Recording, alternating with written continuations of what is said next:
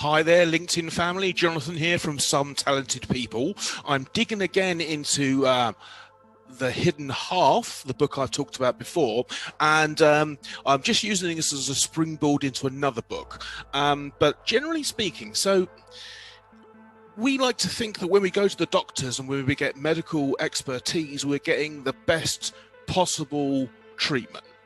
And in a study where they look at the New England Journal of Medicine between 2001 and 2010, they studied 146 peer-reviewed scientific findings, and they found that it basically extrapolated to the fact that 40% of things we currently do in medicine are either completely useless or do actual harm.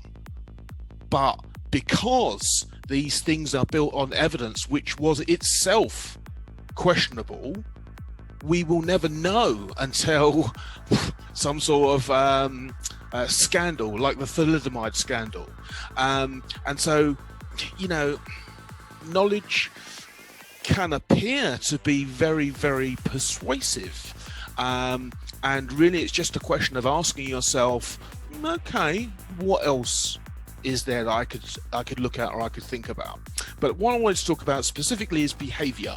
So along with thinking we know about ourselves, thinking we make decisions based on rational evidence, we like to think that we're I'm a happy person or a motivated person or a angry person or whatever it is, and that our behavior is a makeup of ourselves that is ingrained, is solid, is firm.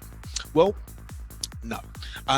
There's a book called The Marshmallow Test, and it basically, there's a series of experiments where they put a marshmallow on a plate to a child in a room and say, hey, if you wait till I come back, I'll give you twice as many. I'll give you 2 marshmallows or 4 marshmallows or whatever the case may be. And everyone looks at it and they film the children, and the children can't resist the marshmallow. They eat the marshmallow, everyone goes, isn't that nice? That's not what it's about at all. The guy who wrote the book, The Marshmallow Test, I'll put a cover shot at the end of this film, explained that actually it's really about the idea that behavior is a constant. It is not. And we will behave differently in different contexts. And this is, I think, many of the reasons why coaching sometimes fails to produce a long-standing result. Because when you're being coached, hey, it's great. But when you're up against it on your own, what tends to happen is you tend to go into a behavior that's been baked into you as children, basically, your beliefs and structures. So they took this girl, 7-year-old I seem to remember, and did the thing, put the marshmallows on the plate, and she was able to resist for 35 seconds. It was quite funny. But then what they did was they went in and they said to the girl, okay, what I want you to do now is to imagine in your mind those marshmallows as a painting in your mind.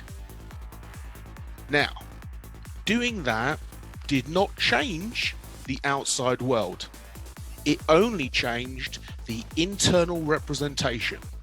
And the same girl that could only wait 35 seconds waited 20 minutes when she represented the thing differently inside her head.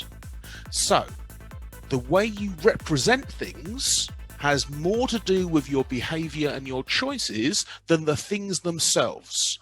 So, speak to an NLP coach, learn about NLP, learn about your internal representations. Speak to me if you like, because the fact of the matter is that whilst you may be struggling to do something, it's not the thing that's the struggle. It's the way you represent the thing in your mind. So you can change behavior on a 2p when you understand how you're representing things. So be good. Have a nice day. I'll see you again.